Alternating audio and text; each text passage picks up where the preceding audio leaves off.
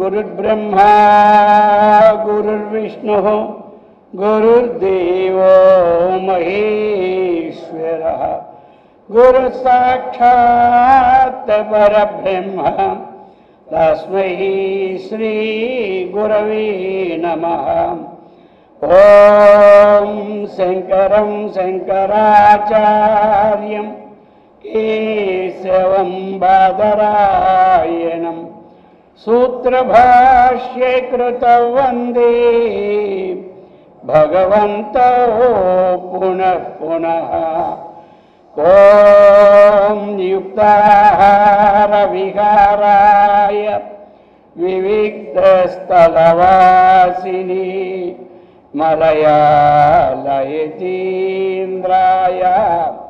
ब्रह्मनिष्ठाय ते नमः। ओम कृष्णं कमलपत्राक्षं पुण्यश्रवणकीर्तनं वासुदेवं जगद्योनिं नौमि नारायणं हरिम्। ओम सर्वमंगलमांगल्ये शिवे सर्वार्थसाधिके शरण्ये त्र्यंबके गौरी नारायणि नमोस्तुते। ओम सहना भवतु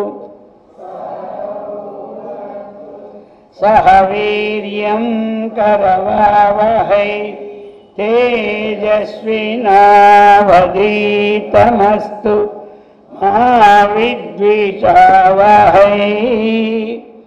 ओम शांति शांति। हरिः ओम तत्सत्। ओम हरे राम राम राम हरे हरे हरे कृष्ण कृष्ण कृष्ण हरे हरे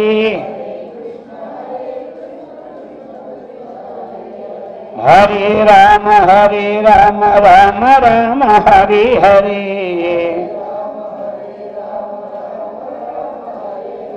हरे कृष्ण कृष्ण हरे हरे। गोपाल कृष्ण भगवान की, सद्गुरु महाराज की, जगदम्ब माता की। हर नम पार्वती पतये हर हर महादेव। पवित्रात्म स्वरूपुलగు प्रियात्म बंधुవులారా, శ్రీమద్ శంకరాచార్య విరచిత ప్రబోధ సుధాకరం అనుగ్రహిక ప్రకరణం. అందరి ఏందో అనుగ్రహాన్ని చూపుతున్నటువంటి ప్రకరణం అన్నమాట. అందుచేత దీనికి అనుగ్రహిక ప్రకరణము అన్నారు.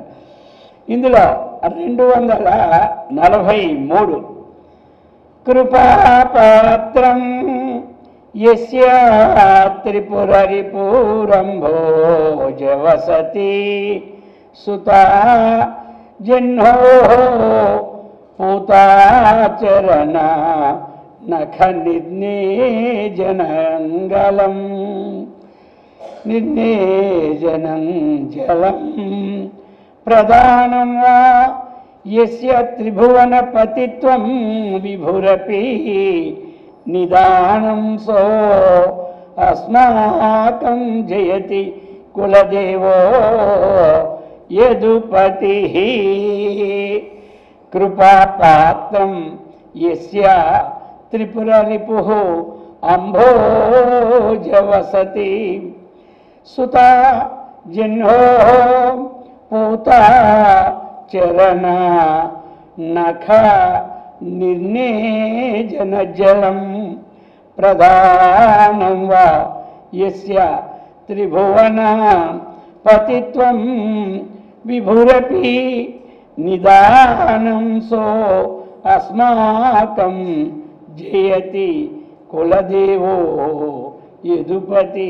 కులదేవ యదుపతి జయతే. ఇప్పుడు ఆచార్యుల వారి ఈ శ్లోకంలో మా కులదైవమే, అస్మాకం కులదైవం, మా యొక్క కులదైవమే యదుపతి అని ఇచ్చారు. చూశారుగా ఇప్పుడు వారు మా కులదైవమే శ్రీకృష్ణ పరమాత్మ. అటువంటి వారికి ఎప్పుడు జయతో జయము కలుగుగాక. ఇది మనం మన కులదైవం అనాలంటే అప్పుడు మనకు రావు నోరు. అర్థమైందా? మనం ఎవడో ఈశ్వరుని ఆరాధిస్తాం అనుకోండి, మా కులదేవి విష్ణుమూర్తి అంటాడు ఎవడైనా, గౌకురాడా? విష్ణుమూర్తిని ఆరాధించేవాడు మా కులదేవి ఈశ్వరుడు అంటాడా? అది కాబట్టి ఇప్పుడు ఈ యొక్క శ్లోకంలో మా కులదైవమే, మా కులదైవమైనటువంటి అస్మాకం కులదైవ అన్న లాస్ట్ కనుక ఇంక తీసుకురాలేదు, వస్తుంది శ్లోకం మొదలెడతాం. అంటే విశేషం అస్మాకం కులదేవ, మా యొక్క కులదేవుడైనటువంటి ఆ యొక్క శ్రీకృష్ణ పరమాత్మకు జయతో నమస్కారములు జయమోగాక అంటున్నారు. కాబట్టి విశేషణములు వేస్తున్నారు. అటువంటి మా కులదేవి ఇలాంటి వారని అన్నారు. త్రిపుర రిపుహో ఎలాంటి వాడు అంటే త్రిపుర రిపుహో. త్రిపుర రిపుహో అంటే 3 పురాలు. త్రిపురముడు జయించిన వాడెవడు? శంభుడు అంటే ఈశ్వరుడు. అలాగని ఇంకా అంబోజ వసతి,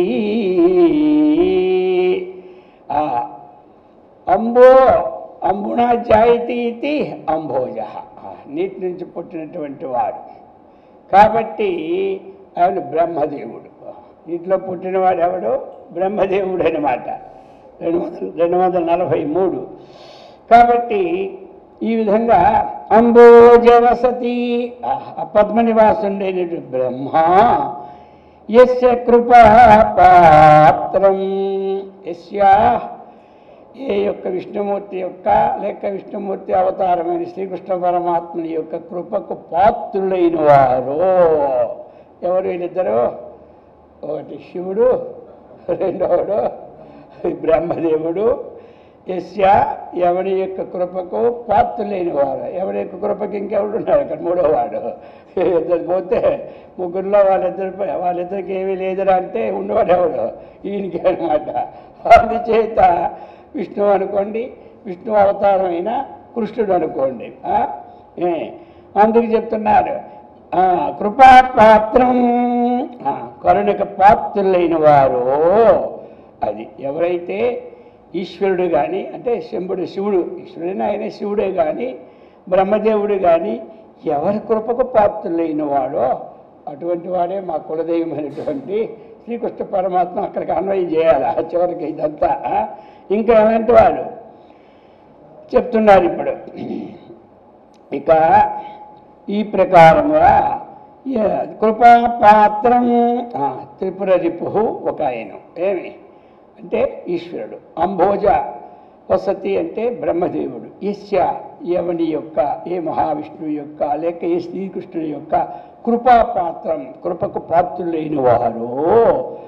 ఇక పూత జన్హో సుత, పూత జన్హో సుత అంటే పూత అంటే పవిత్రం. ఎక్కడ పూత పదం వచ్చిందంటే పూతరేకుల మీద వెళ్ళిపోకూడదు. ఇప్పుడు పూతరేకులు అంటే ప్రసిద్ధి కదా అందరికీ. పూత లేదంటే నోరు పూసిపోయింది అంటారు కొంతమంది. పూత అంటే నోరు అది పూసిపోయింది అంటారు. అందుకే విద్యా తపోభ్యాం పూతాత్మ. ఇదొక ఈ వాక్యం అనేది ఒక నిర్దేశ వాక్యం అన్నమాట మహర్షుల చేత. అలాగనే శృతుల చేత చెప్పబడిన వాక్యం ఏమిటి? విద్యా తపోభ్యాం పూతాత్మ. అది అందుకే పూతాత్మ అంటే పూత పవిత్రమైన ఆత్మ అంటే మనస్సు కలిగిన వాడు. అంటే పూతకి అర్థం చెప్తున్నాను. పూత అంటే ఎక్కడో మీకు ఎక్కడైనా పూత శబ్దం వచ్చిందని చూసుకోలేదు కదా, పవిత్రమైనటువంటిదా. కాబట్టి ఎక్కడొచ్చింది అది? విద్యా తపోభ్యాం పూతాత్మ. ఇది అన్నమాట. ఇది జనరల్ వాక్యం, అందరూ వాడుతుంటారు. విద్య చేతను తపస్సు చేతను మనస్సు ఎప్పుడు కూడా పవిత్రం అవుతూ ఉంటున్నది. అందుచేత అటువంటిది పూత అంటే ఇక్కడ ఎవరికి? ఇక్కడ గంగాదేవికి చెప్తున్నాడు కాబట్టి పూత అంటే పవిత్రాలైనటువంటి. ఎవరో ఆవిడి? జన్హోహో సుత. జన్హోహో సుత అంటే జన్హు మహర్షి కూతురు. జన్హు మహర్షి కూతురు ఎవరు? గంగాదేవి. గంగాదేవి ఎవరంటే జన్హు మహర్షి కూతురు అన్నమాట. అటువంటి గంగాదేవి యస్య చరణ నఖ నిర్నేజన జలం. ఆ గంగాదేవి ఏం చేస్తుంది ఇప్పుడు? యస్య ఏ మహావిష్ణువు యొక్క మహావిష్ణువు యొక్క చరణ నఖ నిర్నేజన జలం. చరణ నఖ నిర్నేజన జలం అంటే ఇక్కడ రెండు అన్నమాట. చరణ నఖ నిర్నేజ అనేసరికి ఏమైపోయింది? ఆ గంగాదేవి ఈ విష్ణు చరణముల నుండి ఉద్భవించి ఆ గోళ్ళని కడుగుతున్నటువంటిది మహాపవిత్రమైనటువంటిది అయిపోయింది. అది కూడా ఈ విష్ణుమూర్తి యొక్క కరుణతో బ్రహ్మదేవుడు పవిత్రమైనాడు, అలాగనే శివుడు పవిత్రమైనాడు. ఈ గంగా కూడా పవిత్రమైపోయింది. ఎందుకు? గంగ ఎక్కడి నుంచి వచ్చింది? విష్ణు యొక్క పాదముల నుండి పుట్టింది. మరి పాదముల యొక్క చివరి కొన్ని గోళ్ళ నుండి పవిత్రమైనగా పుట్టినటువంటి గంగా. అటువంటి పూత అందుకే పవిత్రాలైపోయింది అనమాట గంగాదేవి కూడా. యస్య చరణ నఖ నిర్నేజన జలం. అటువంటి ఇంకా త్రిభువన పతిత్వం. ఇంకా ఎలాంటిది వాడు? ఆ యొక్క శ్రీకృష్ణ పరమాత్మ మా కులదైవమైనటువంటి అంటున్నారు కదా, అది చివరికి పెడతాడు విశేషణాలు నేను వేసి అక్కడ. అందుచేత త్రిభువన పతిత్వం. ఇతడు ఎవడు? మూడు లోకాలకి అధిపతి అన్నమాట. స్వర్గ మధ్య పాతాళం. ఇప్పుడే మూడు లోకాలు చూడు ఏం తీసుకోవాలి? స్వర్గ మధ్య పాతాళం. మన మధ్యలోకం సెంటర్ అన్నమాట. ఇది ఏమిటంటే 4 రోడ్లు సెంటర్లో ఉన్న బండి. అది ఎటు వెళ్తుందో అది నిర్ణయించుకొని వెళ్ళాలి, లేకపోతే మధ్యలో అటు ఇటు తిరిగితే లాభం లేదు. అందుచేత ఇది 4 సెంటర్. ఇది మీదకి వెళ్ళాలన్నా మన చేతిలో ఉంది, కిందకి వెళ్ళాలన్నా మన చేతిలో ఉంది. ఈ బండి ఈయనే రథసారథి. అర్థమైంది కదా? రథం ఈందే, రథసారథి ఈందే. ఆ బండి కంటే ఇద్దరు ఉంటారు. రథం నడిపేవాడు ఒకడు, రథసారథి ఒకడు, గుర్రాలు ఒకటి ఉంటాయి, 3 ఉంటాయి దానికి. అర్థమైందా? ఈ బండికి అన్నీ ఈయనే. కాబట్టి ఈ డ్రైవ్ ఎక్కడ తిప్పితే అక్కడ పోద్ది.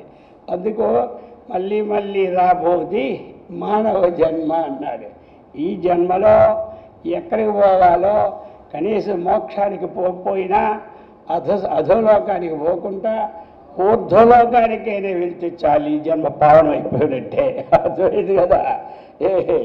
ఊర్ధ్వం గచ్చంతి సత్వస్థాః మధ్యే తిష్టంతి రాజసాః జఘన్య గుణివృత్తిస్థ తామసాః అన్నాడు. అర్థమైంది కదా? అధో గచ్చంతి తామసాః. అందుచేత మనము ఒకవేళ ఆ యొక్క తత్వము చక్కగా అవగాహన అయినటువంటి వాడి జన్మ లేదు. అవగాహన కానివాడు కనీసం ఇప్పుడు ఎలాగైతే మంచి యాత్రలకి వెళ్ళి వద్దామని ఉందో, పోయిన తర్వాత కూడా ఏదో మంచి యాత్రలు లోకాలకైనా వెళ్ళి వద్దామని అటువంటిది అయినా ఉండాలా? అది చెప్తున్నా. సరే, ఇది చెప్పడం ఎందుకంటే ఈ మూడు ఏమి త్రిభువన పతిత్వం, పతి అంటే అధిపతి, మూడు భువనాలు కూడా ఎవడు అధిపతి.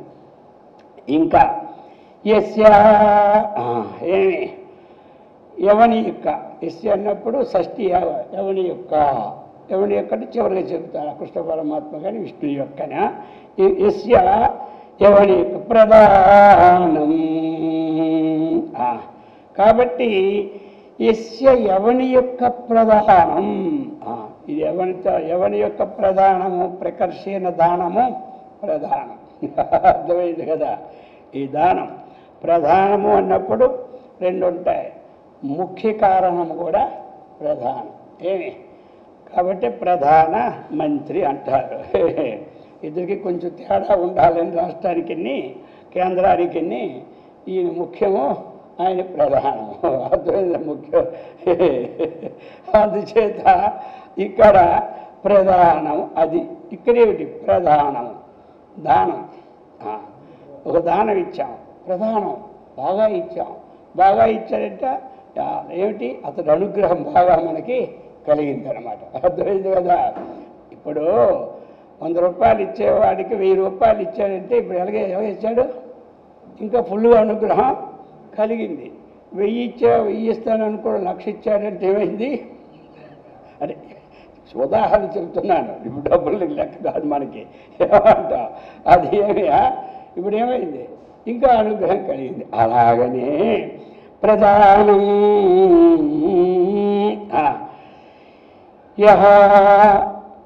అది అధ్యాహారం ప్రధానమే, అది తెచ్చుకొని ప్రధానం. తర్వాత నిదానం అంటే ఇక్కడ ఏమిటి, ఎవడి యొక్క అనుగ్రహముతో ప్రధానం అన్నటువంటిది ఈ విశ్వము వచ్చినదో అది ఇక్కడ అర్థమైంది కదా. ఎవరి యొక్క అనుగ్రహముతో ఈ ప్రపంచం పుట్టింది, అది యస్య ప్రధానము. యస్య ఎవని యొక్క ప్రధానం అనుగ్రహముతో ఏమైంది, నిదానం. దేనికి నిదానం, విశ్వానికి నిదానం అంటే ఆది కారణం అన్నమాట. నిదానం ప్రధానం. నిదానం అంటే ఏమిటి, ఆది కారణం. అంటే యస్య ఎవడి యొక్క అనుగ్రహముతో ఈ విశ్వం పుట్టిందో ఈ విశ్వానికి ఆది కారణుడు ఎవరైతే అయినారో అది. మరి అంతే కదా. యతో ఇమాని భూతాన్ని జాయంతే హేన జాతాన్ని జీవంతి యత్ ప్రయత్తి అభిసంసంతి. యత అంటే దేని వలన ఈ ప్రపంచం పుట్టినదో, మరి పుట్టేటువంటి ఏదో ఒక అనుగ్రహం ఉండాలి కదా. ఇప్పుడు కొడుకు పుట్టాడంటే తల్లిదండ్రుల అనుగ్రహంతోనే కొడుకు పుడతాడు. అలాగే ఒక మొక్క భూమిలో పుట్టిందంటే ఆ భూదేవి యొక్క, ఆ వర్షం యొక్క అనుగ్రహంతోనే ఆ భూమి పుడుతుంది. ఒక ఇల్లు మనం కట్టామంటే ఎవరో ఒక అనుగ్రహంతోనే ఈ ఇల్లు మనకి తయారవుతుంది. అనుగ్రహం అంటే ఇది కట్టాలని ఇచ్చే ఎవరికి ఉందో వాడిది ఇల్లు కట్టడానికి అనుగ్రహం అనమాట. వాడికి ఆగ్రహం వచ్చింది అనుకు ఇల్లు కడతాడు, ఏమిటి పెళ్లి చేస్తాడు, అప్ప నేను చచ్చినా చేయను అంటాడు. ఆగ్రహం వస్తే పని చేయడు, అనుగ్రహం వస్తే. అందుకంటే ఈ ఈ ప్రధానం నిదానికి ఇవి అర్థాలన్నమాట. అందుచేత ప్రస్య ప్రధానం ఎవని యొక్క అనుగ్రహముతో నిదానం ఈ విశ్వానికి ఆది కారణం అయినాడు. అది విశ్వానికి ఆది కారణం. విశ్వము సృజించాడు కాబట్టి ఏమైపోయినాడు, ఆది కారణం. ప్రపంచం ఒకరోజు పుడితే వాడిని ఏమంటారు, ఆది కారణం. మరి ఇప్పుడు ఆది శంకరాచార్యులు అంటాం. ఎందుకంటే వారు ఈ విశ్వంతో తిరిగి చక్కగా ఈ యొక్క ఉన్నటువంటి యథార్థాన్ని నిరూపించారు. అర్థమైందా. అందుచేత శంకరాచార్యుల వారికి ఏం చెప్పారు, ఆది అని పేరు పెట్టారు. ఆది అనకపోతే ఇప్పుడు అందరూ శంకరాచార్యులే. కంచి శంకరాచార్యులే, శృంగేరి శంకరాచార్యులే, వారు పెట్టిన మఠాలు శంకరాచార్యులే. ఇక మనము కూడా శంకరాచార్యులు ఫోటో పెట్టుకున్నాం. అర్థమైంది కదా. ఇప్పుడు మరి ఎవరు శంకరాచార్యులు, ఏ శంకరాచార్యులు. అందుచేత ఈ ఆది ఒక విశేషణం ఇస్తే అది ఇంకా అతివ్యాప్తి అవ్యాప్తి లేకుండా ఇక ఏది దేని చోత దేని గ్రస్తము కాకుండా ఉంటుంది అనమాట. ఆది పదం వీళ్ళెవరు వేసుకోలేరు. ఏమంటారు? ఆది పదం ఆయనకే ఉంది. వీళ్ళందరికీ అనంతర పదమే. అనంత శ్రీ విభూషిత. అదైందా? అనంతం అంటే రెండులే అండి. అక్కడ అనంతం కానిటువంటిది ఒకటి ఉంది. రకారం వస్తే అనంతరం. అందుచేత ఇప్పుడు యస్య ప్రధానం యస్య ఎవడి యొక్క అనుగ్రహంతో ఈ సమస్త ప్రపంచము కూడా నిదానం దానికి ఆది కారణమో, ఇంకా ఆది కారణం. అలాగని ఆది కారణం అపి అంటే ఆది కారణం. ఇంకా ఆ సమస్త ప్రపంచము ఆది కారణం అయినప్పుడు ఇతను ఏమయ్యాడు? అంతటినీ వ్యాపింపజేసినవాడు, అంతటినీ వ్యాపింపజేశాడు. అందుచేత ఇతడు సర్వవ్యాపకుడని మనం తీసుకోవాలి. అస్మాకం అది ఇక్కడ పెట్టారు. ఎవరు? అస్మాకం అనే పద ఎవరు? అది శంకరాచార్య.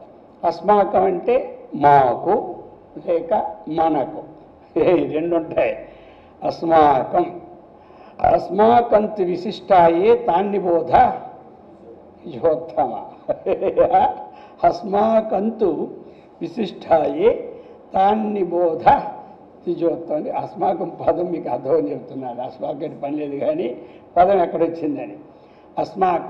అస్మాకంతు విశిష్ట అంటే మన సైన్యములో విశిష్టులు ఎవరో చెప్పమంటాడు. అర్థమైంది కదా? అస్మాకంతు విశిష్టాయే తాన్ నిబోధ హే ద్విజోత్తమా. అది దుర్యోధనుడు వెళ్ళి ఆ యొక్క ద్రోణాచార్యుడికి కానీ భీష్మాచార్యుడికి కానీ దగ్గరికి వెళ్ళి అస్మాకంతు విశిష్టాయే తాన్ నిబోధ ద్విజోత్తమ నాయకా మమ సైన్యస్య సైన్యార్థం తాన్ బ్రవీమతే. ఎవడోడు నాయకులు ఉన్నాడో వారిని చెప్పంటాడు. అలాగనే మనకు మాకు రెండు వస్తాయి. అందుకు అస్మాకం కులదేవ, అస్మాకం కులదేవ అంటే శంకరాచార్యకి రెండు చెప్తున్నాడు. అస్మాకం అంటే మేము ఎవరము? సన్యాసులం. అర్థమైంది కదా? ఆయన సన్యాసులు ఉన్నాడు కదా ఇప్పుడు. ఆయన సన్యాసులు ఉన్నాడు కాబట్టి మా సన్యాసులకు, మేము ఎత్తి అనుకుంటే మా యతీశ్వరులకు. ఎవరు? కులదేవత శ్రీకృష్ణ పరమాత్మ. ఆ శ్రీకృష్ణ పరమాత్మ ఎలాంటి వాడు? ఈ పైనున్న విశేషాలన్నీ కలుపుకోవాలి. అది అనమాట. ఇటువంటి విశేషణములతో కూడిన విశేష రూపంతో ఉన్న శ్రీకృష్ణ పరమాత్మ అస్మాకం మా యతులకు, యతీశ్వరులు అంటాం కదా, అంటే మా యతుల కన్నా మా సన్యాసుల కన్నా పర్వాలే. ఆయన రాశారు కాబట్టి, ఆయన సన్యాసులు ఉన్నాడు కాబట్టి అది మనకి అస్మాకం ఉన్నప్పుడు అది తీసుకోవాలి. అటువంటి వారికి కులదేవ, కులదేవ కులాగతమైన దేవుడు. అది చూసారా? వంశ పరంపర ఆగతమైన దేవుడు. మరి ఎంత విశేషణం! అటువంటి విశేషణం సామాన్యంగా వేయలేదు కదా. అవి దేహాభిమానం ఉన్నవాడు ఎవడు ఈ విశేషణ వేయలేడు. ఆత్మాభిమానం ఉన్నవాడే ఈ విశేషణ వేయగలడు. అర్థమైంది కదా? అందుకు చెప్తున్నారు ఇక్కడ. అది కులదేవ, కులాగతమైనటువంటి దేవదేవుడు అంటే యదుపతి, యదువంశనాథుడైన శ్రీకృష్ణుడు. ఎవడా? ఆ శ్రీకృష్ణుడు సహా ఆయన జయతి జయించుచున్నాడు. అంటే ఏమిటి? ఆయనకి నేను నమస్కారములు చేయుచున్నాను. ఆయన లోకములో ఆయన జయించిన వాడెవడో లేడు. అందుకే కొంతమంది జయితు జయితు దేవో దేవకీ నందనోయం, జయితు జయితు కృష్ణో వృష్ణివంశ ప్రదీప, జయితు జయితు మేఘశ్యామలాంగ, జయితు జయితు పృథ్వీ భారణాసో ముకుంద అని ఒక శ్లోకం అన్నమాట ఇది. అంటే జయితు అంటే జయాన్ని కలిగించేవాడు, అతని జయము వాడు జై. అది అంటే భారతమాతకి జై అంటాం కదా.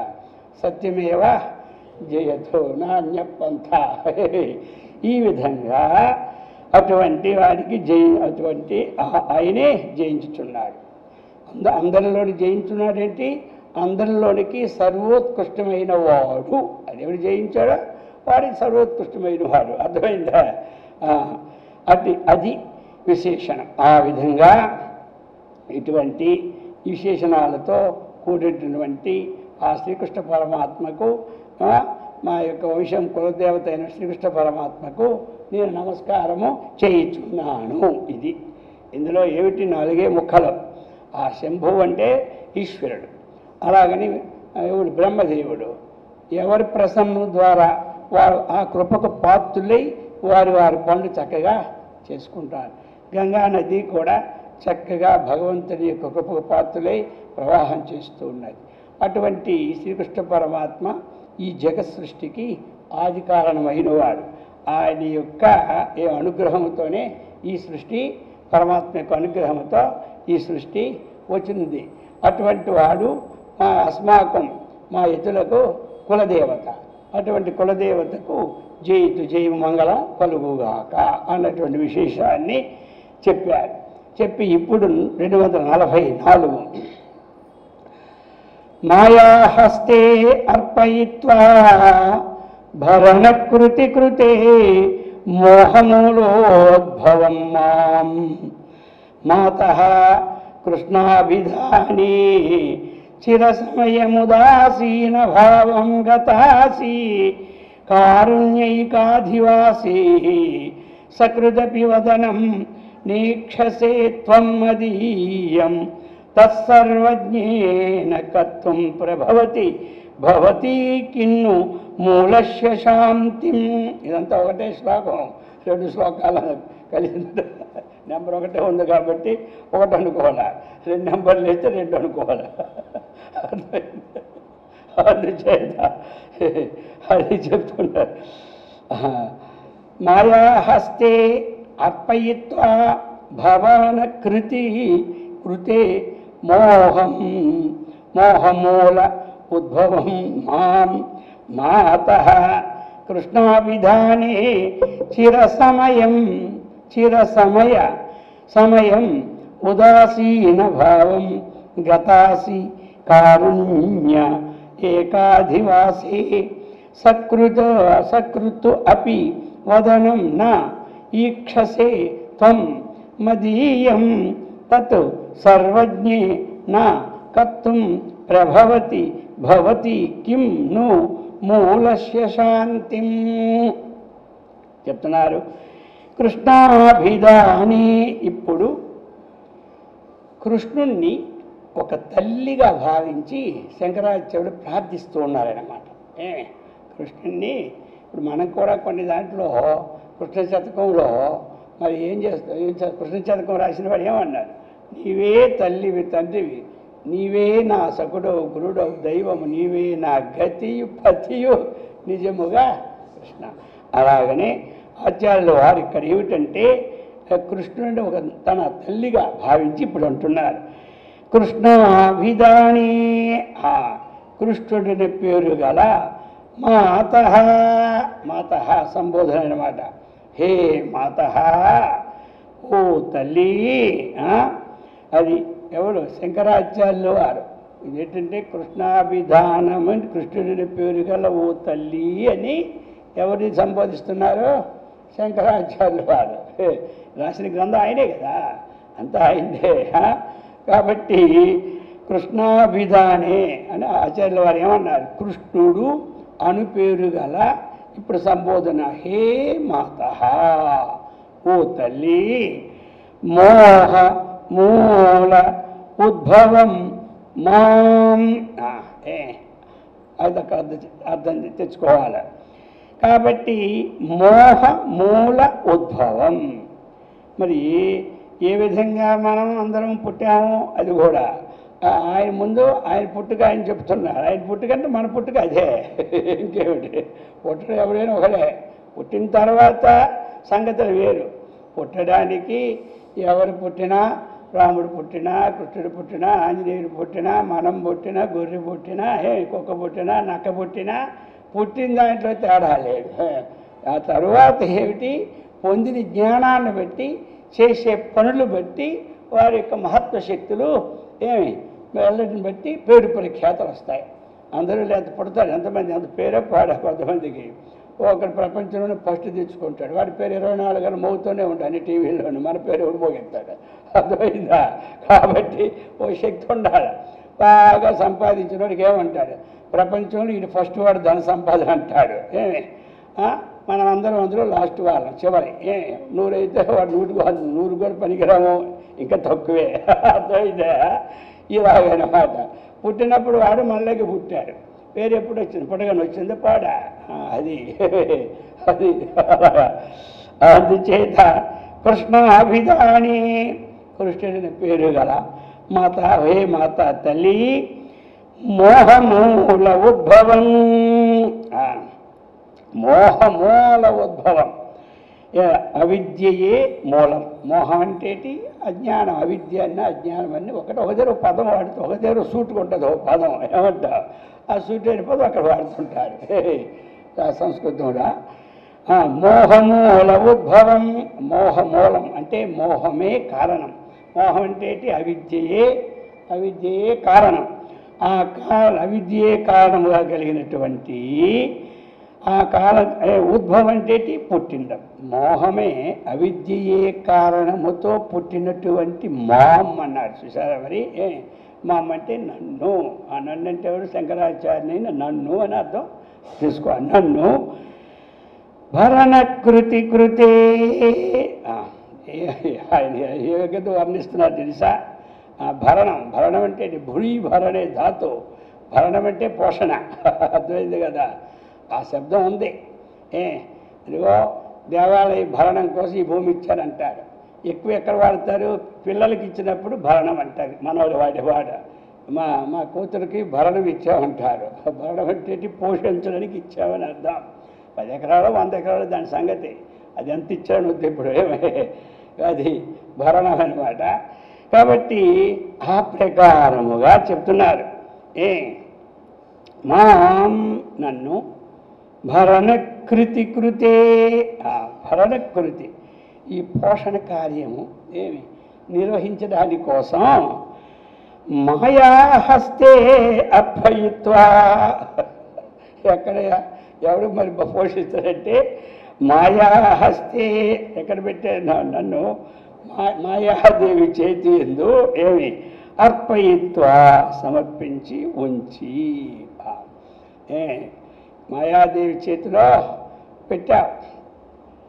ఎవరో అంటున్నారు, కృష్ణుని పేరు గల ఓ తల్లి, నీవు అవిద్యే మూల కారణముగా కలిగిన దానితో నన్ను చక్కగా ఉద్భవమైన నన్ను భరణకృతి కృతే పోషణ నిర్వహించడానికి కోసము ఎక్కడ పెట్టావు? మాయాహస్తే అర్పయిత్వా, మాయాదేవి చేతుల్లో పెట్టాడు. ఉంచి చిర సమయం, చాలా కాలం చేతిలో పెట్టేశావా? చేతిలో పెట్టావా? పెట్టేది చాలా కాలం. ఉదాసీన భవం గతాపి, పెట్టేశావు. నువ్వేం ఉదాసీనంగా ఉన్నావు తల్లి. మాయాదేవుళ్ళు పెట్టేశావు మమ్మల్ని, నన్ను. నువ్వేమో ఉదాసీనంగా ఉన్నావు. ఏం చేస్తాం ఇప్పుడు? ఏమనుకోవాలి? ఎక్కడ పెట్టావు? అంతా మాయే. అదే పెద్ద కోటీశ్వరుడు ఇంట్లో పడిస్తే అది మాయ కాదు, అది అంతకంటే మాయ. అర్థమైంది? అందుచేత ఆ విధంగా ప్రార్థిస్తున్నారు. మాయాహస్తే అర్పయిత్వా, ఆ మాయాహస్తంలో అర్పించి చిర సమయం ఉదాసీన భావం. చిర సమయం అంటే ఎంతవరకు మనం ఈ ఆత్మజ్ఞానం పొందలేదో అంతది చిర సమయమే. అది కొన్ని జన్మలవని, లేకపోతే ఈ జన్మవని, 10 ఏళ్ళవని, 5 ఏళ్ళవని చిర సమయం. చిర సమయం జ్ఞానం పొందితే అచిరం, అచిరాత్. అది జ్ఞానం పొందలేదా ఈ చిరం అనమాట. ఈ యొక్క బాలుడికి చిరం. మాయాహస్తే అర్పయిత్వా చిర సమయం ఉదాసీన భావం గతాసి. అంటే నీవు చిర సమయము చాలా కాలం వరకు ఉదాసీనంగా ఉన్నావు. అందుచేత ఇప్పుడు సంబోధిస్తున్నారు. హే కారుణ్యైక అధివాసే, తల్లి ఓ తల్లి, హే కారుణ్యైక అధివాసే అంటే నీవు ఎలాంటి దానవు? కారుణ్యం అంటే దయానికి అధివాసం, అంటే దయ నీ స్థానం అన్నమాట. నీ స్థానమే దయ, దయే నీవు, నీ స్థానమే దయ. అందుచేత నువ్వు దయానిధివి. అర్థమైంది కదా? ఇక్కడేమన్నాడు? కారుణ్యైక అధివాసే. కాబట్టి దయకు అధివాసం నివసించడానికి ఒకే నివసానికి ఏమిటి? తల్లి. అటువంటి ఓ తల్లి త్వం, ఇప్పుడు అంటున్నాడు నీవు మదీయం వదనం, నీవు ఏమి మదీయం వదనం, నాదైన ముఖం. మదీయం అంటే నాకు సంబంధమైనటువంటి చెప్తున్నాడు. మదీయం నాదైనటువంటి వదనం, ఆ ముఖాన్ని సకృదపి నయీక్షసే. ఎంత అంతరార్థాన్ని ఇక్కడ వడబోసారు. రసం అనమాట ఇది. అర్థమైందా? సామాన్యం కాదు. కాబట్టి ఆ మాయా చేతిలో పడేశావు. అర్థమైందా? నువ్వేం ఉదాసీనంగా ఉన్నావు. కనీసం ఈ కొడుకు ఎలా ఉన్నాడని ఒక్కసారైనా చూసినావా? పడేశావు అక్కడ, అంతే. వీడు ఏమన్నాడు? సచ్చాడా? ఉన్నాడా? మనవాళ్ళు కోపం వచ్చి వదిలేస్తారు కదా. అంటాడా? వాడు వదిలిన తర్వాత వాడు ఏమనుకుంటాడు? పిల్లడు నేను ఉన్నానా సత్యాన్ని కూడా నీకు తెలియదా? ఏది? అందుచేత చెప్తున్నారు.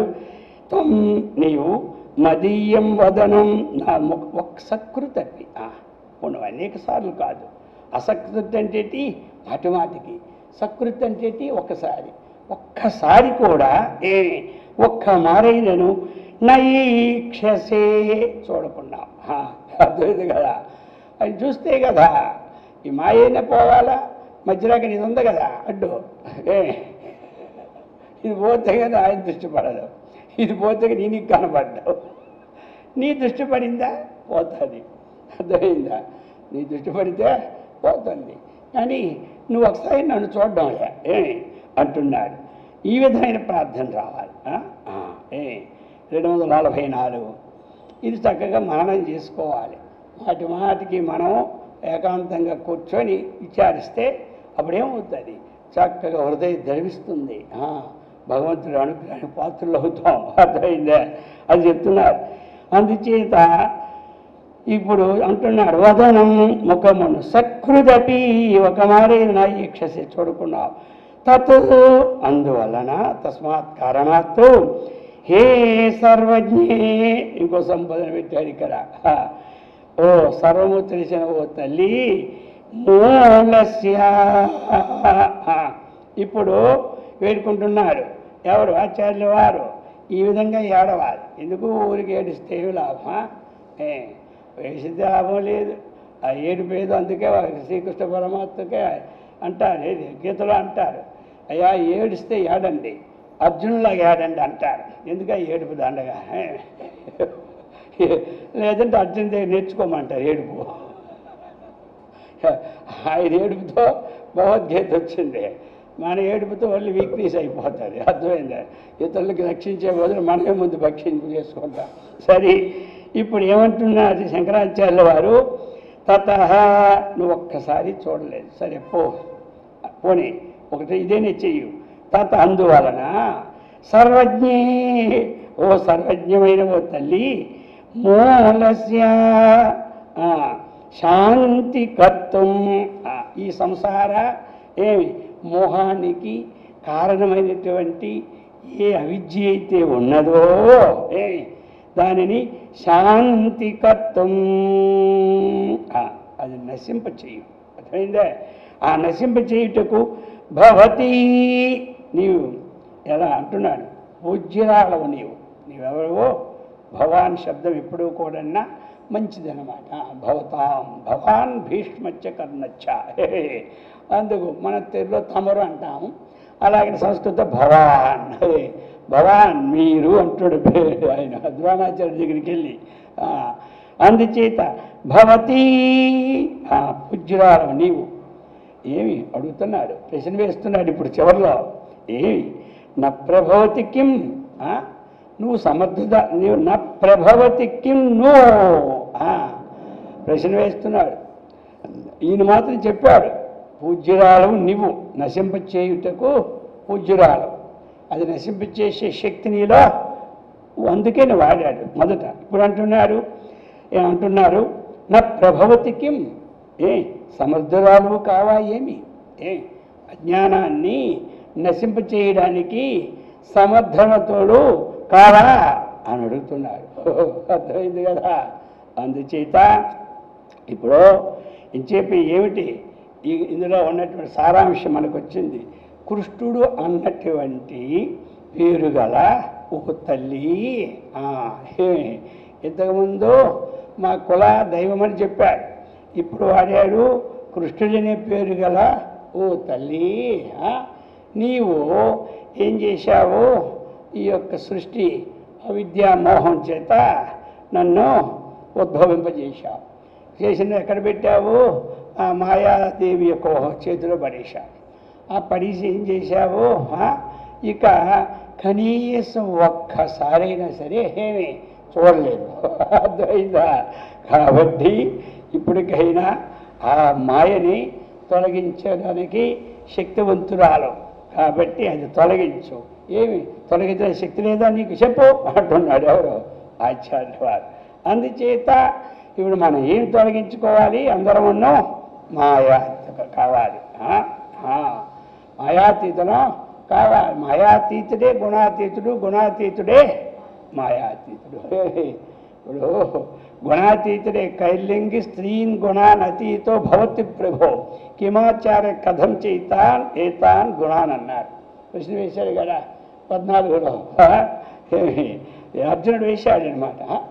అందుచేత గుణానతీత్యాన్ త్రీన్ దేహీ దేహ సముద్భవాన్ అని తర్వాత చెప్పాడు. అందుచేత ఆ ప్రకారముగా ఇక్కడ 244, ఇప్పుడు 245 చెప్తున్నారు. ఉదాసీన స్తబ్ద సతతమగుణ సంగరహిత భవాంస్తాత కాత పరమిహ భవే జీవసంగతి అకస్మాదస్మాకం యది న కురుతే స్నేహం మధ తదా తద్వనస్వ స్వీయాంతర్విమల జఠరి అస్మిన్ పునరపి.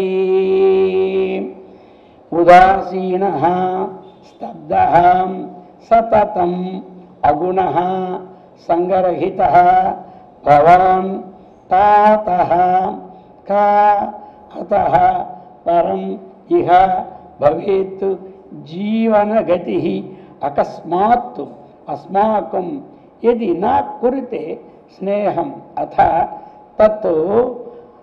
తద్వత్తు తద్వనస్వ స్వీయాంతః విమలజఠరి అస్మిన్ పునః అపి.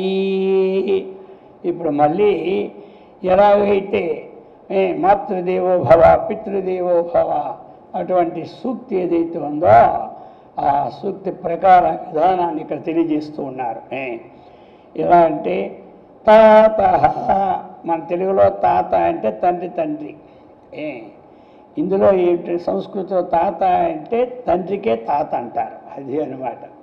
తెలుగులో తాత అంటే ఏంటి, మన తండ్రికి తాత, సంస్కృతంలో మన తండ్రికే తాత. అది ఇప్పుడు ఈ ప్రకారం పితృదేవో భవ, ఇందాక మాతృదేవో భవ అర్థమైందా, ఇప్పుడు పితృదేవో భవ అని సంబోధిస్తున్నాడు. తాత పరమాత్మ యొక్క తండ్రి అని అర్థమైనమాట. అందరికీ తాత ఆయనేలే అంటాం, ఎక్కడి నుంచి వచ్చాం మనకు ఆయనే తండ్రి కదా, అది అనమాట. ఈ తండ్రి మధ్యం, అసలు ఆ మొట్టమొదటి ఉత్పత్తి ఆ తండ్రి అనమాట ఈ లోకానికి. అందుచేత హే తాత, అది హే తాత, తాత పరమాత్మ తండ్రి, భవాన్ ఎందుకంటే పెద్దవాళ్ళ గౌరవాళ్ళు కాబట్టి భవాన్ తమరు సతతం ఎల్లప్పుడూ కూడా ఉదాసీన. చూశారు, ఉదాసీనుడు ఉన్నటువంటి సామాన్యమా? ఇప్పుడు మిరపకాయలేమో పొయ్యి మీద పెట్టేసి బాగా ఏపి నోరు మూసుకోమంటే కూడా మూసుకోగలట. అర్థమైందా? మిరపకాయలు బాగా, అందులో సేమ్ మిరపకాయలు, ఇంకా అది ఇంకా గుడ్లు ఎక్కువ, తక్కువ అన్నమాట. తక్కువ శక్తితో ఎక్కువ పవర్ ఉన్నది అన్నమాట. అందుచేత మిరపకాయలు తాలింపు వేసాం. వేసిన తర్వాత నోరు మూసుకోమంటే ఎవడు మూసుకుంటాడు? ఉదాసీనంగా ఉండు అంటే వండుకుంటాడు ఎవరైనా? గిదగ్గి పోతాడు అతనికి. అర్థమైందా? ఉదాసీనుడుగా ఉండాలంటే ముందు రాగద్వేషాలు పోయినోడు ఉదాసీనంగా ఉండగలడు. రాగం ఉన్నా ఉండలేడు, ద్వేషం ఉన్నా ఉండలేడు. ఉదాసీనుడు అంటే ఎవడికి రాగద్వేషాలు లేకుండా ఉన్నాయో వాడు ఉదాసీనంగా ఉండగలడు. రాగం ఉన్నా లోపల ప్రేరేపిస్తుంది, అది ఊరుకోదు ఏదో ఒక విధంగా. ద్వేషం ఉన్నా లోపల ప్రేరేపిస్తుంది. ఈ రెండు ఉండాలి. ఏదో నేను ఉదాసీనుడు అయిపోయానంటే ఎప్పుడు ఉదాసీనుడు? ఇంట్లో మన మాట వినకపోతే ఎవడున్నో ఆ 4 రోజులు ఏమిటి అందరూ ఉదాసీనులే. విన్నారా? మళ్ళీ మా అమ్మలే. ఈ ఉదాసీనం ఎక్కడ పోయిందో తెలియదు. అంతమంది పొయ్యి మీద పాలు పిల్లి తోసిందనుకో, ఒక్క పరికి గంతి గెలిపేవారు. ఇప్పుడు పాలు పొద్దున్న పోనీ నాకే, నేను ఉదాసీనం అంతే. నీకు కావలిస్తే తోలు లేకపోతే మణి, అది అలా కాదు. ఇదేమిటిది? లోపల ద్వేషం. ఇది లోపల ద్వేషం ఉండి పోకపోవడం, అందుకు ఉదాసీనం వచ్చింది. అలా కాదు. అందుకు రాగమున్నా అది ఉదాసీనత్వాన్ని ఆపదు, ద్వేషమున్నా ఉదాసీనత్వాన్ని ఆపదు.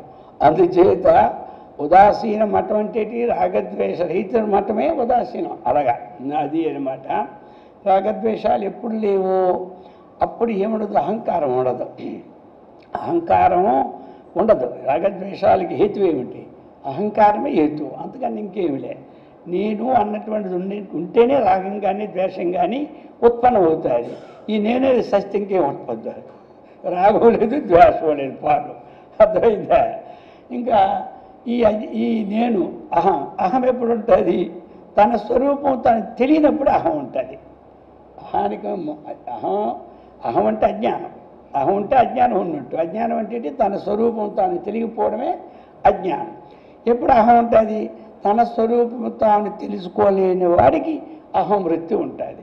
అందుచేత ఈ ఉదాసీనుడు అంటే ఇవన్నీ లేనటువంటి వాడు ఉదాసీన విచీకరుడు పరమాత్మగా తీసుకోవడానికి అవుతుంది. అర్థమైందా?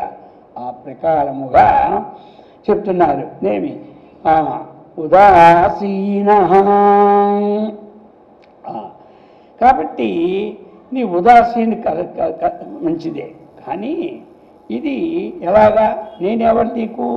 తండ్రి, నీకు నేను పుత్రుడు. ఈ పుత్రుని పక్షంలో ఈ ఉదాసీనుడుగా ఉండడం ఎలా ఉంటుంది చెప్పు? అర్థమైందా? ఇప్పుడు ఎక్కడో ఉంటే ఉదాసీనుడు ఉండొచ్చు, కానీ ఇంట్లో నువ్వు చెప్పాలి కదా. ఏమి ఇదా ఇదా ఇదా ఇదా అని యజమాని ఏం చేయాలి? చెప్పుకోవాలి. అందుచేత కాబట్టి ఇది అన్నమాట చెప్పి ఇక స్తబ్ధ. ఇంకా ఇది స్తబ్ధ. స్తబ్ధ అంటే ఏమిటి? నిశ్చలం, అది అన్నమాట. స్తబ్ధ నిశ్చలం, చలనము లేకుండా ఉండడమే స్తబ్దం అన్నమాట. స్తబ్ధ అంటే ఏ చలనం లేని వాడు స్తబ్ధ. ఈ మధ్యన వాడు స్తబ్దుడైపోయాడు అంటారు. స్తబ్దుడైపోయాడంటే మన మాట వాడికి తెలీదు. తెలిసిన ఉన్నాడో తెలియకున్నాడో వాడికి దేవుడి కనుక. కొంతమంది పని చేయాలని చెప్పి ఏ మాట చెప్పినా సరే స్తబ్దంగా ఉండిపోతారు. అర్థమైందా? అది వెళ్ళిపోయిందాకా తర్వాత మళ్ళీ మామూలు. అలా కాదు. ఇతను నిశ్చలం. ఎన్ని ప్రళయాలు జరిగిపోయినా, సుక్కలు తెగొచ్చినా, సూర్యుడు దిగొచ్చినా ఏమి భూమి అల్లకల్లోలం అయిపోయినా ఆధార స్వరూపమైనటువంటి పరమాత్మ ఇప్పుడు ఎలా ఉంటాడు? స్తబ్ధ, నిశ్చల స్వభావం. ఈ ప్రకారముగా ఇంకా ఇలాంటి తండ్రి అగుణ. అగుణ అగుణ అంటే గుణములు లేనివాడు, సత్వం కానీ రజస్సు కానీ తమస్సు కానీ లేనటువంటి అంటే అగుణ అది. ఇంకా సంగరహిత. సంగరహిత అంటే ఏమిటి? కర్తృత్వ దేహాది అభిమానం, అలాగనే ఎక్కడ ఏ పని చేస్తూ ఉన్నా ఆ పనిలో ఉన్నటువంటి లాభానికి కానీ నష్టానికి కానీ దేనికి సంగము లేనివాడు. దేనికి సంగరహిత విజ్జికోల్ట్ అసంగ, రెండు ఒకటే. అసంగ షార్ట్ కట్, సంగరహిత ఇంకా రెండు మొక్కలు ఎక్కువ, అర్థమైంది కదా. ఆ ప్రకారంగా సంగరహిత ఈ ప్రకారం చెప్పి ఇప్పుడు చెప్తున్నారు. అకస్మాత్ ఇప్పుడు ఈ విధంగా ఏది కల్పించుకోకుండా ఏమీ లేకుండా ఉదాసీనంగా, అర్థమైంది కదా. స్తబ్దుల్లాగా, రెండనమాట ఇది అర్థాలు. స్తబ్దుల్లాగా ఉండి అకస్మాత్ ఏమి హఠాత్తుగా స్నేహం నా కురితే, నువ్వు స్నేహం ఈ తండ్రివి నీవు, మరి నువ్వు ఈ కొడుకు ఎందు స్నేహం ఉండద్దా? స్నేహం అంటే ప్రేమ ప్రీతి ఇదంతా అన్నమాట. ప్రేమను నా కురితే చేయకపోతే అలా ఉండి ఏమి చూడకుండా ఉంటే, ఏది నువ్వు చెయ్యవేపో, ఇది ఒక నువ్వు చేయకుండా ఉన్నావు అనుకో, అత తర్వాత కార్యం ఏమిటి అని చెప్తున్నాడు. ఇక జీవనగతి కాభవతి, ఈ లోకంలో నా యొక్క జీవితం యొక్క గతి ఏమవుతుందయ్యా తండ్రి అని అడుగుతున్నాడు. ఎవరు? శంకరాచార్య. ఈ విధంగా మనకు రావాలన్నమాట, అర్థమైందే. ఆ విధముగా నీ యొక్క అనుగ్రహం కావాలి అంటే ఆ పరమాత్మని యొక్క ఏమి తెలుసుకోవడానికి తగిన జ్ఞానం మనకుండి దాన్ని తెలియాలని అర్థమైనమాట ఇక్కడ, అర్థమైంది కదా. ఈ నా గతి ఏమవుతున్నది అన్నటువంటి విషయాన్ని చెప్పి ఇప్పుడు తదో అందువలన అథ కనీసం ఇప్పుడైనా అయిపోయింది, జరిగిపోయింది, సబ్జుల్లా ఉన్న ఎలవోలాగా అయిపోయింది, కనీసం ఇప్పుడైనా చూడొద్దా? అయిపోయి గతం గత వదిలే, ఇప్పుడు అంటున్నాడు. అదా ఇప్పుడైనా సరే అస్మిన్ స్వీయాంతర్వర్తి మల జఠరీ. కాబట్టి ఇప్పుడేం చెప్తున్నారు? అస్మిన్ అంటే ఇది, ఈ దేహం. అస్మిన్ అస్మిన్ దేహే, అస్మిన్ వర్షే అంటే ఈ సంవత్సరం, అర్థమైంది కదా. అస్మిన్ పక్షే అంటే ఈ పక్షము. అలాగనే అస్మిన్ ఈ యొక్క దేహం ఎలాంటిది? స్వీయాంతర్వర్తి మల జఠరే. ఇది ఎలాంటిది అంటే స్వకీయ సంబంధం, ఇది నీకే నీదే అయినట్టు భావించు, అర్థమైందే. ఇంకోటి ఏమిటి? మల అంతర్వర్తి మల జఠరే, ఏ మాలిన్యము లేదు. ఈ యొక్క ఈ శరీరం అన్నటువంటి ఈ దీంట్లో ఏ మాలిన్యమో లేదు. అంటే నా హృదయమందు ఏ మాలిన్యమో లేదు. జరిగింది అలా స్తబ్దుగా ఉండిపోయి ఏదో అయిపోయింది.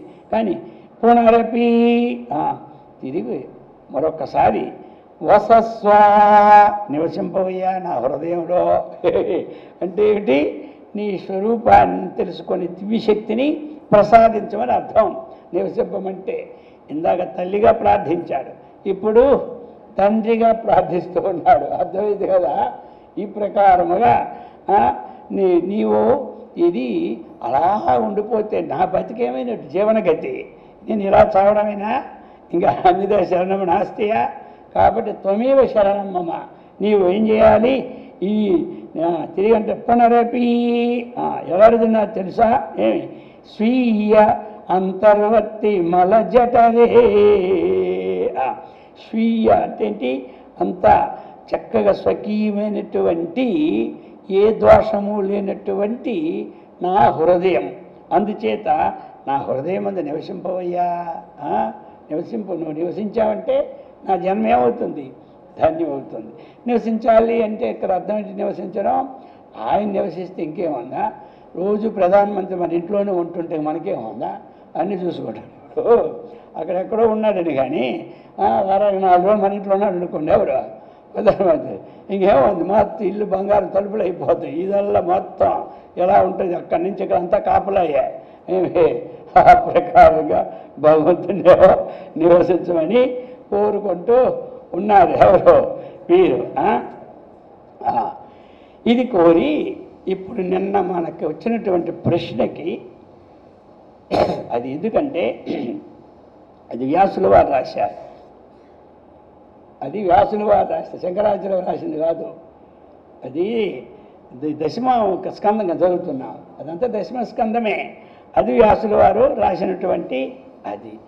ఇప్పుడు వ్యాసుల వారు ఎవరు? తనకి ఆయుష్నిచ్చి 16 సంవత్సరాల ఆయుష్నిచ్చి బ్రహ్మసూత్రాలు రాయమని కోరాడు. ఎవరు? వ్యాసుల వారు. వ్యాసుల వారు బ్రహ్మసూత్రాలు రాశారు. ఇది మన శంకరాచార్యుల భాష్యం రాశారు. ఇప్పుడు ఆ వ్యాసుల వారు రాశారు కదా ఆ శ్లోకం ఇక్కడ పెట్టారు. అర్థమైంది కదా ఎందుకు పెట్టాడు అని? ఇటువంటి సందేహాలు పోవడానికే. అదేమిటి దాని సంగతనా? దానికి ఇప్పుడు ఇందులో ఏమి అది ఆయన రాసిన దానికి వివరణ అంతా వస్తుంది. ఇప్పుడు ఇందులో ఆ సందేహం శంకరాచార్యుల వారికి ఆ చదివినాకు వచ్చింది సందేహం. ఇప్పుడు వ్యాసుల వారి మాట కాదనడానికి లేదు. శ్రీకృష్ణుడు ఈ విధంగా సేవించిన వారికి జన్మ ఉండదనిగా చెప్పాడు ఆయన. అందుకే ఇది ఏమిటి ఇదంతా గందరగోళం చదివి ఇక్కడ పెట్టాడు ఇది. కాబట్టి ఇంకొక టైప్లో తీసుకొచ్చేసి 246 అది ఈ శ్లోకం చెప్పి ఈరోజు పూర్తి చేయడం అవుతుంది. లోకాధీశే త్వయీశే కియాతి భవావేదన శ్వాశ్రితానాం సంకోచ పంకజానాం కిమిహ సముదితే మండలే చండరశ్మి భోగః పూర్వార్జితానాం భవతి భువి నృణాం కర్మణాం చేదవశ్యం తన్మే దృష్టైర్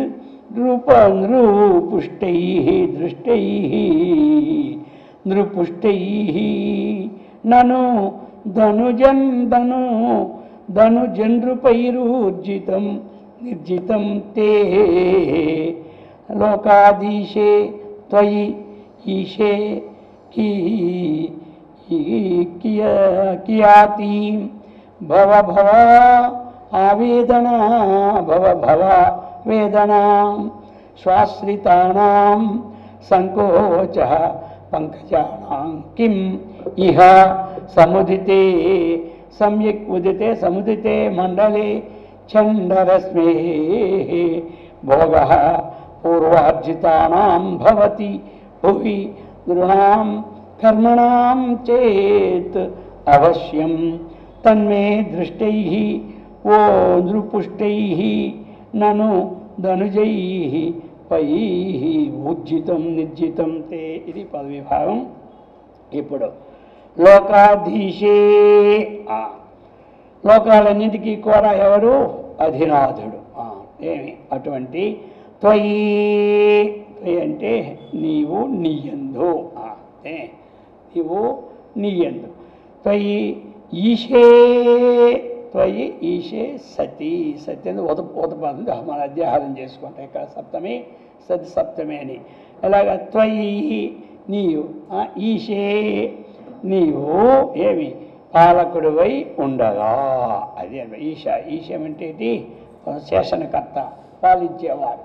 కాబట్టి ఈ లోకాలన్నింటినీ నీవు అధినాథుడుగా ఉండి పాలకుడివై ఉండగా స్వాశ్రితానాం స్వ ఆశ్రితానాం తనను ఆశ్రయించినటువంటి అంటే నిన్ను. ఇక్కడ ఏమిటి? నిన్ను అన్నమాట. స్వ అంటే ఆయన చెప్తున్నాడు కదా నిన్ను. స్వాశ్రితానాం నిన్ను ఆశ్రయించినటువంటి భక్తులకు లేక జనులకు లేక ముముక్షులకి ఏది పెట్టుకున్నా పర్వాలే.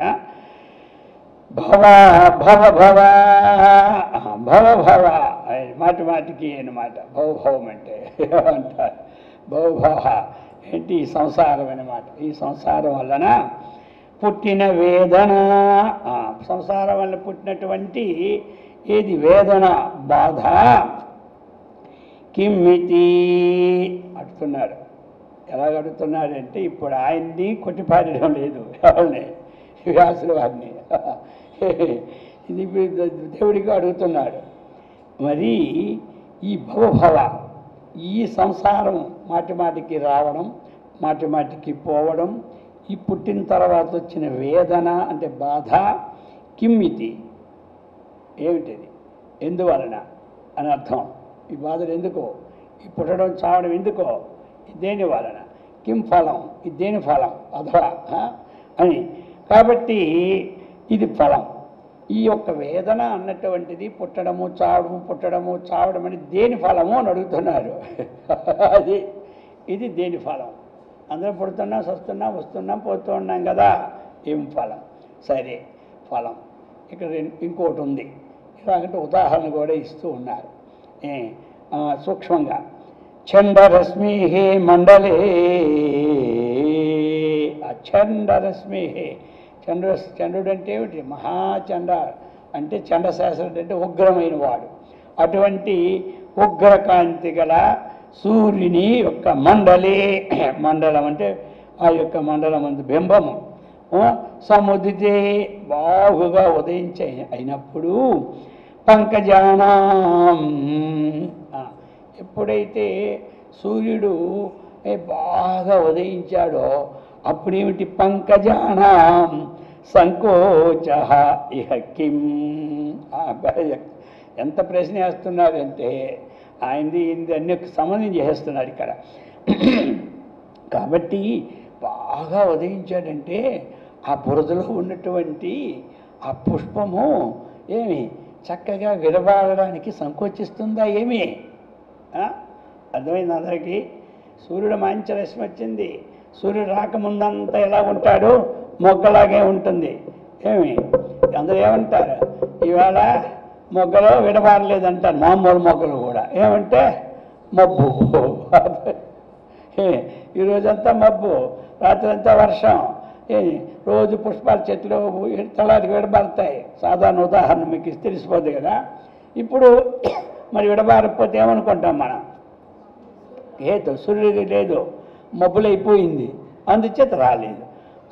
ఒకవేళ వచ్చాడు అనుకో, ఈ పుష్పాలు ఏది? పంకజం. పంకజం అంటే పంకార్థ జాయితే, ఇది కలవ పుష్పాలు, ఇవన్నీ తమర పుష్పాలు. అవి విడబారుకుంటూ ఉంటాయా? విడబారుకుంటా ఉంటాయా? విడబారుతాయి. ఆ విధంగానే చెప్తున్నాడు ఇక్కడ. ఈ దృష్టాంతం తీసుకొస్తున్నారు ఇప్పుడు. చండరశ్మి మండలే సముదితే పంకజానాం సంకోచ ఇహ కిం. లోకంలో ఇది కదా ఇహ. ఇహ ఇహ అంటే ప్రకృతం. మనం చెప్పుకున్న దాంట్లోకి వద్దామంటున్నాడు. ఇహ ఇప్పుడు ఇక్కడది విషయం. ఇహ నీ ఆశ్రితులందరూ ఉన్నారు, నిన్ను ఆశ్రయించిన వారు ఉన్నారు. మరి నీ ఆశ్రితులు కిం ఎందువలననో నృణాం ఏమి? అది ప్రశ్న. ఈ ప్రశ్న ప్రస్తుతం కిం నృణాం, నిన్ను ఆశ్రయించుకొని ఉన్నారు కదయ్యా. నిన్ను ఆశ్రయించుకుని మానవులకు, మనుషులకు పూర్వార్జితానాం కర్మణాం భోగం భువి అవశ్యం. అయితే చెప్తున్నారు నిన్ను ఇక ఏమి నీ ఆశ్రితుల యందు కిం, మరి ఎందువల్లనో ఏమిది? ఆ ఉదాహరణ తీసుకొచ్చి ఈయన అలా ఆశ్చర్యంగా చేసుకుంటాడు మొహం మీద. కిం ఎందువల్లనో నృణాం అంటే మనుషుల యొక్క పూర్వార్జితానం వెనుక చేయబడినటువంటి కర్మణాం భోగం అంటే కర్మ పనుల యొక్క ఫలాన్ని అనుభవించుట భూమి యందు అవశ్యం. అవశ్యం అంటే తప్పకుండా భవతి చేత్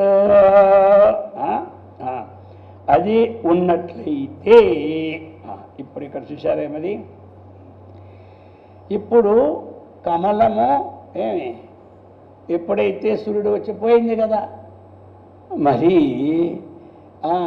నీ యొక్క దృష్టి పడేటప్పుడు అది పోవాలి కదా మరి పోతుందా అడుగుతున్నారు ఇప్పుడు దృష్టి మాత్రం చదిపోయేది కాదు ఏదైనా ఇప్పుడు మనలో ఉన్న చీకటి ఏమి సూర్యుడు వస్తేనే పోతుంది కానీ మనం ఎంత దృష్టి పెట్టినా పోతుంది అర్థమైందా అలాగనే జ్ఞానము కలిగితేనే అజ్ఞానం పోతుంది కానీ లేకపోతే ఎక్కడ పోతుంది అయితే ఏమి కర్మణం ఆ ఫలమనుభవించుట భూమి ఎందు అవశ్యం తప్పకుండా భవతి చేత్ కర్మఫలం అనుభోక్తవ్యం అది కర్మఫలం అనుభవించుకుంటే ఎవరికి కూడా జన్మరాహిత్యం లేదు అన్నట్లయితే మరి తే నీ యొక్క ఊర్జితం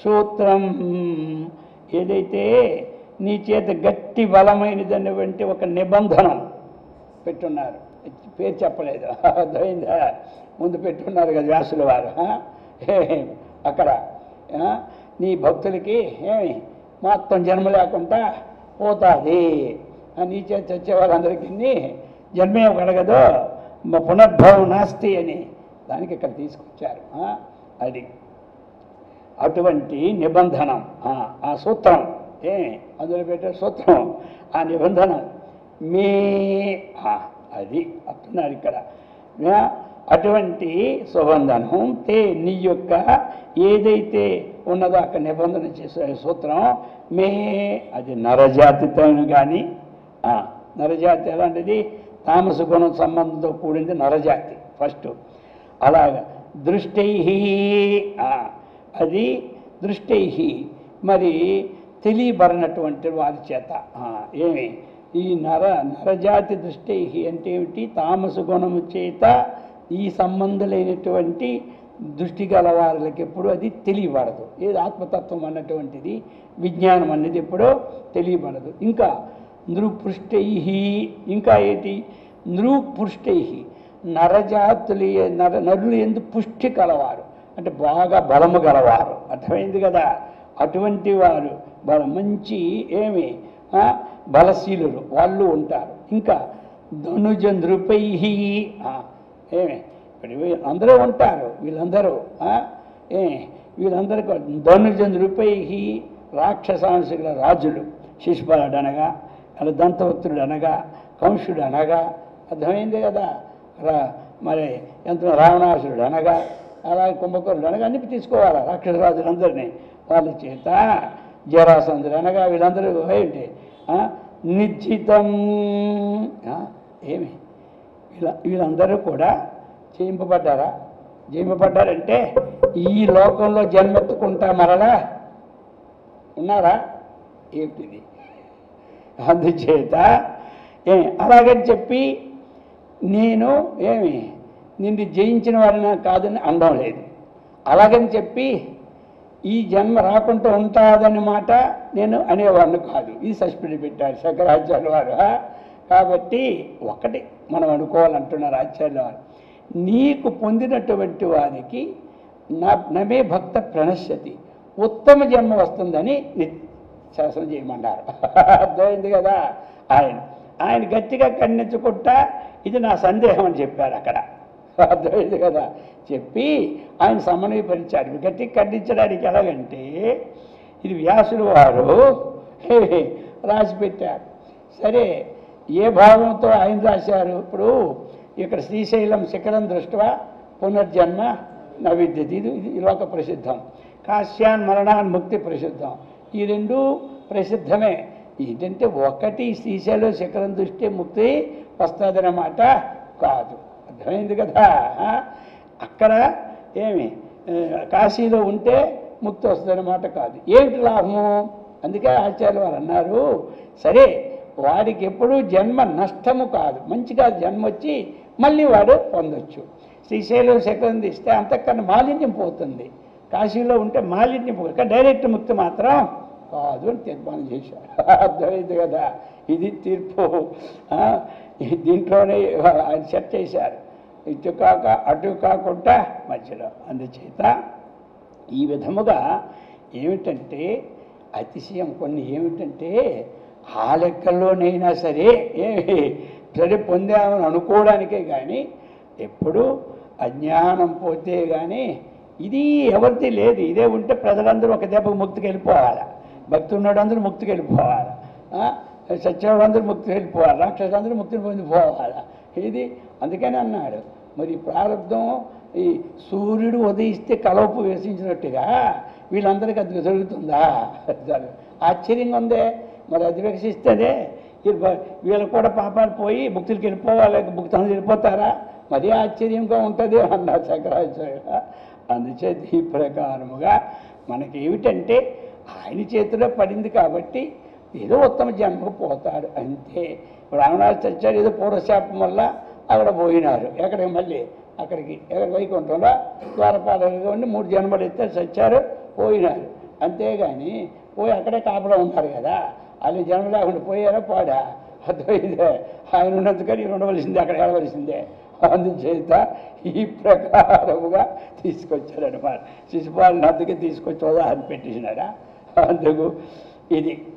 అందుచేత అందరూ కూడా మరి ఇటువంటి అమోఘమైనటువంటి శ్లోకాలను మాటి మాటికి మరణం చేసుకోవాలి. అందరూ కొన్ని ఆ మరణం చేత హృదయం ధరించి అజ్ఞానం వేయడానికి అవకాశం ఉంటూ ఉన్నది.